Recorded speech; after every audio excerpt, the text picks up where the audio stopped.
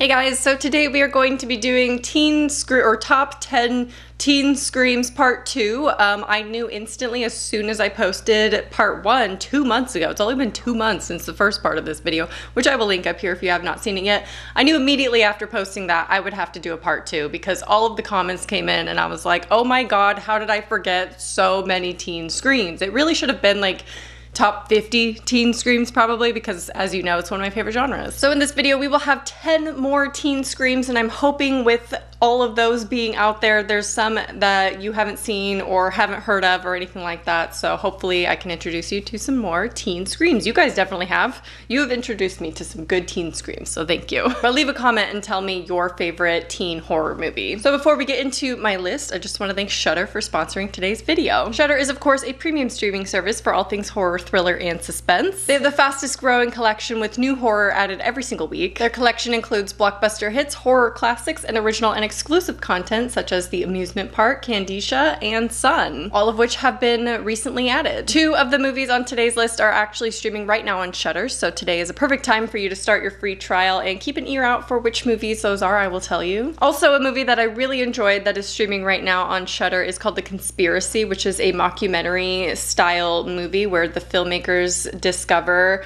a dangerous secret society. It is a very strange movie, but highly entertaining. Definitely watch it. Get started streaming the best horror, thriller, and supernatural content. Shudder's expertly curated collection includes must-see titles like The Dark and the Wicked, The Mortuary Collection, and PG Psycho Gorman, plus all the best horror documentaries and the hit Creepshow TV series from executive producer Greg Nicotero of The Walking Dead. You can stream Shudder completely ad-free on all of your devices, including iOS and Android, Xbox One, Amazon Fire TV, Roku, and Google Chromecast, all for $5.99 a month or $56.99 per year. Or of course, you can try Shudder for free for 30 days if you go to shudder.com and use my code POSSESSED30. So being that it is July, aka Halloween season, that's right, Halloween season begins in July in this house, or at least my part of the house. Ryan does not celebrate Halloween in July, unfortunately. But given that, let's talk about the first 3 movies on this list, which all coincidentally happen to be Halloween teen screams. So if you're like me and you start anticipating Halloween in July because it is the next major holiday, this part of the video is for you. First being, of course, Trick or Treat. This 2007 anthology-style horror movie directed by Michael Dougherty, who also brought us the horror comedy Krampus. He does holiday horror movies quite well. This is easily one of my favorite Halloween movies of all time. There's so much to love about it, and because it's anthology, yet with all of the stories kind of interlacing and sharing different timelines, it makes for a really unique experience. And not every aspect of the anthology is a teen horror necessarily. There's some children in there, there's some adults, but I think overall it kind of has a similar essence of a teen scream, which is why I'm including it. This movie also feels way more modern than it is for some reason. It came out in 2007, and comparing it to a movie like Paranormal Activity, which different genres, so can't really compare, but for some reason just feels more modern than other movies that came out in 2007. Is it just me? I don't know. Every time I watch it, I'm like, this holds up so well. But the pacing of this movie is highly enjoyable. Obviously, if you've been on this channel a long time, you've seen Trick or Treat. Everyone's seen Trick or Treat at this point, so let's just move on. Next up, we have Hellfest from 2018. This follows a group of friends who attend a Halloween-themed carnival while a masked killer turns it into his personal playground. This movie is not the best overall on this list, but thank you to everyone who has recommended it to me because this movie is fantastic. It's such a fun Halloween movie and is definitely one that I will watch every single year, especially before Halloween. I feel like this is a great one to watch on Halloween, of course, but this is the movie if you want to get into the Halloween spirit. The Halloween vibes are off the charts in this, and I am so jealous when I watch this movie because I just want to go to a carnival like that. Kind of, not really. I might, actually. This might be the first year that I actually go to Halloween Horror Nights in Hollywood, so I don't know if I'm allowed to film there, but if you want a vlog of that, let me know. If I'm able to film, I will do that for you. But it's still not the same. I feel like Hellfest is just a completely different kind of carnival, and I don't know if anything like that truly exists. And the teens' interactions in this movie feel very genuine. Overall, it's not terrific. Like, it's not really well produced or anything like that. It's super enjoyable, don't get me wrong. wrong. Like I said before in videos past, a movie does not have to be great to be good, or, you know, something along those lines. But improv was highly encouraged amongst all of the actors, so I feel like that is really effective, and this could have gone a way more cheesy route. It's pretty cheesy, but it could have gone even more of a cheesy route if they had it be super scripted, and I'm really relieved that they had improv throughout to make it feel genuine. Also, Tony Todd's voice can be heard in this movie, much like the Final Destination 3 movie in the carnival situation. It's very similar to that, so if you're a fan of that, you'll probably like Hellfest. Next up, we have Haunt, which came out in 2019. You guys already know how much I love this movie. I've talked about it multiple times by now, and this is a Shudder exclusive, so it is streaming only on Shudder. Many people compare Haunt to Hellfest because they're very similar in tone. I think Haunt was executed better than Hellfest, but Hellfest is probably a little bit more fun, whereas Haunt is like more of a serious tone type horror movie. But Haunt follows a group of teens who go to an extreme haunt on Halloween night, so it is very similar to Hellfest in that way. Haunt immediately became one of my favorite Halloween movies of all time, which any Halloween movie I watch,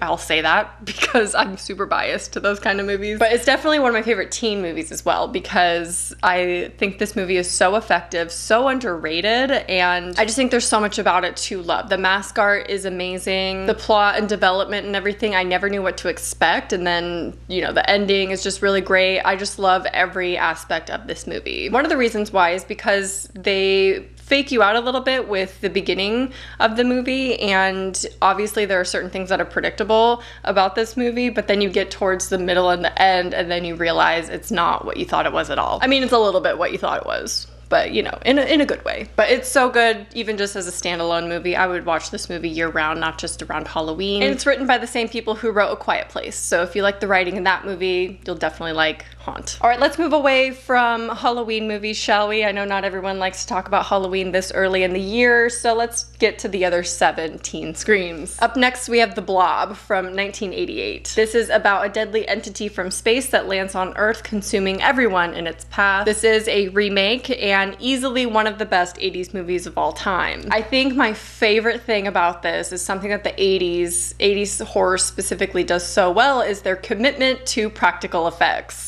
Obviously, modern CGI did not exist back then, so they relied on practical effects, and the commitment that The Blob had to it was incredible. It completely made the movie. The acting is questionable here and there. It's a cheesy 80s movie, right? But the body horror with the practical effects, I mean, they had a veteran who is a triple amputee partake in this to make it look like his body was being absorbed into the blob. Amazing. I believe I included this in movies so bad that they're good, and I believe some people had an issue with me saying it was bad at all. I'm just saying that that in the sense that it's a cheesy 80s movie with questionable acting, because what really sells this movie is, of course, the body horror, the blob itself, the practical effects. Also, I just want to say, I don't know if I've said this before, probably because I'm obsessed with it, the movie poster for the blob is hands down the best that I've ever seen. Like, it's one of my favorite movie posters of all time. Next up, we have Unfriended 2014. Talked about this a lot on my channel.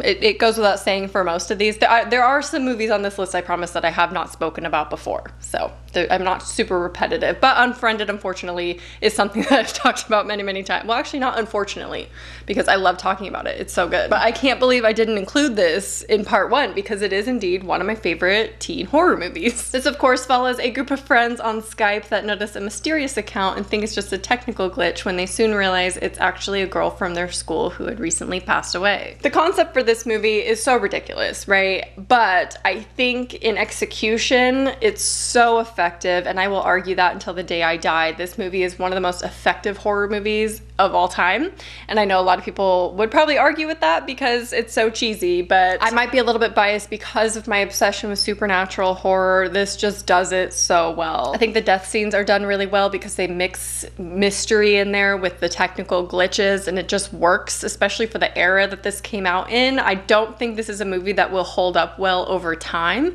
but that's okay, because I will still enjoy this until the day I die. And I've mentioned it so many times in the past because of how they filmed this. You have to look into it. If you're not convinced that this is actually a really good movie, just look into how they made it and everything like that. I've talked about it in the past and defended this movie constantly because I love it so much, but just watch it and enjoy it. rewatch it if it's been a while. Next up, we have Lake BODUM from 2016. This is another movie that is streaming right now on Shudder. This is a Finnish movie that follows a group of friends who spend the night at Lake BODUM where unsolved murders took place and they're determined to solve the mystery. Such an underrated movie. Oh my gosh. This movie was really good.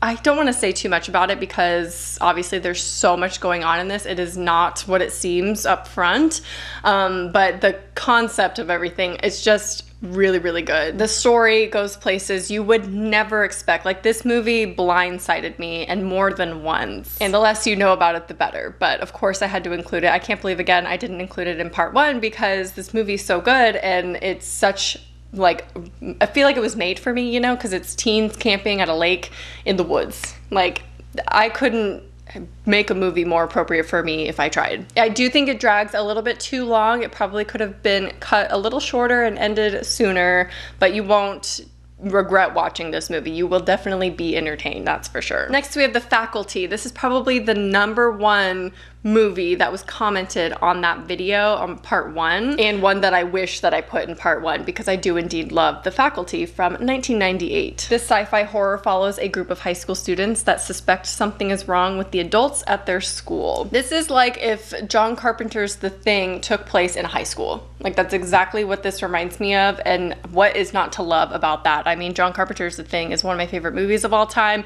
Put it in a high school, make it a teen movie.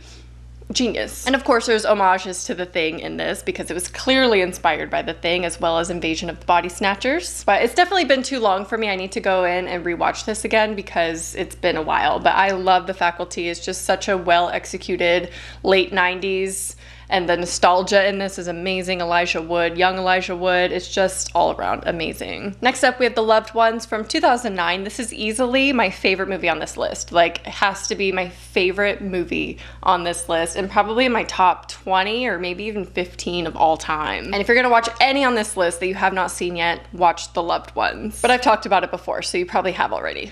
I've talked about it many times before, so you probably have. So this is an Australian horror about a teen girl who is turned down when she asks her crush to the dance, so she decides to hold her own party just for him and her dad. The characters in this movie, I mean, I love every aspect of this movie. I was gonna say the characters are what really makes this movie for me because they're so well developed and thought out and feel real. But there's, I mean, everything about it, the body horror, the gore, the concept, the setting, like literally everything about this, even the story development, the ending is perfect. This is almost a perfect movie to me. This movie does get brutal. It gets gory. There's torture scenes. It's one of those types of movies. So if gore is not your thing, you probably won't love this movie. But it's seriously I'm losing my voice. I'm like shouting. It's one of my favorite movies ever. It's so good. I could rewatch this constantly. I finally just bought it on DVD, so now I can rewatch it constantly, and it's just amazing. Next up, we have Carrie from 1976. How could I make a teen screams list and not include Carrie at some point? Why didn't I put this in part 1? Also, I'm talking about the original only. I don't like to acknowledge the 2013 remake. I'm sorry, I don't like that movie at all. And this is a famous movie. I don't feel like I really need to go into depth as to why this movie is so amazing as a teen scream. But obviously, this follows a young girl with telepathic powers and an overpowering religious mother who struggles to form genuine connections with her peers when the popular boy invites her to the prom, where of course things don't go as she expects. The casting of Sissy Spacek as Carrie White in this movie is one of my favorite castings of all time. I feel like she was perfect for that role, and Chloe Grace Moretz was not perfect for Carrie White. So that's my biggest issue, I think, with the remake is I don't like Chloe Grace Moretz in that role. I love Chloe Grace Moretz in other roles, not as Carrie White. It just doesn't fit. It doesn't work. But of course, this is based on Stephen King's first published novel, which, did you know, was actually fished out of the garbage, the draft for the book that is, fished out of the garbage by Stephen King's wife, and he was encouraged by her to publish it. And of course, that is the first book that really made him a household name in horror. Okay, finally, my last pick for Teen Scream. I can probably guarantee there's gonna be part 3 and 4 eventually, so if you have any more recommendations, leave it down below. I'll keep making these lists, because like I said, my favorite subgenre of horror. But my last pick is Urban Legend from 1998. This is one I actually had not watched before until I posted part 1 of this video, and I got so many comments talking about this movie, I had to check it out. And I'm so happy I did. This follows a group of students where main character Natalie begins to suspect there is a killer on campus who is killing off their victims in the style of famous urban legends. Is this the best movie on this list? Absolutely not, but it is late 90s nostalgia. Oh my gosh, the ambiance and the atmosphere of this movie is just perfection to me. The soundtrack, incredible. And I think the concept for this movie is actually so great because we hear about famous urban legends that are honestly just like mini horror stories, right? So to make a horror movie where they actually come true, I think is genius. However, I do wish that they pushed it more, because when I heard about the concept of this movie and, you know, started watching it and everything, I got really excited because I was expecting like so many urban legends to come true, and I feel like they could have pushed it a little bit more. I have not seen the sequels, so maybe they do in those, let me know. But I don't know, maybe they could have varied them a little bit or something. But yeah, I still really enjoyed seeing these urban legends that we all grew up with. Well, maybe not all of us if you're Gen Z, but we all grew up with these kind of stories. And again, this is college students, so does it really qualify as a teen scream? I don't know, but if I included Sorority Row and that counted as a teen scream in part 1, then I think urban legend fits. So there you have it, 10 more teen screams for you. Let me know if you have not seen any of these ones and what your favorite teen scream is of all time. Leave it in a comment down below. I hope you enjoyed this video, and I will talk to you soon. Bye.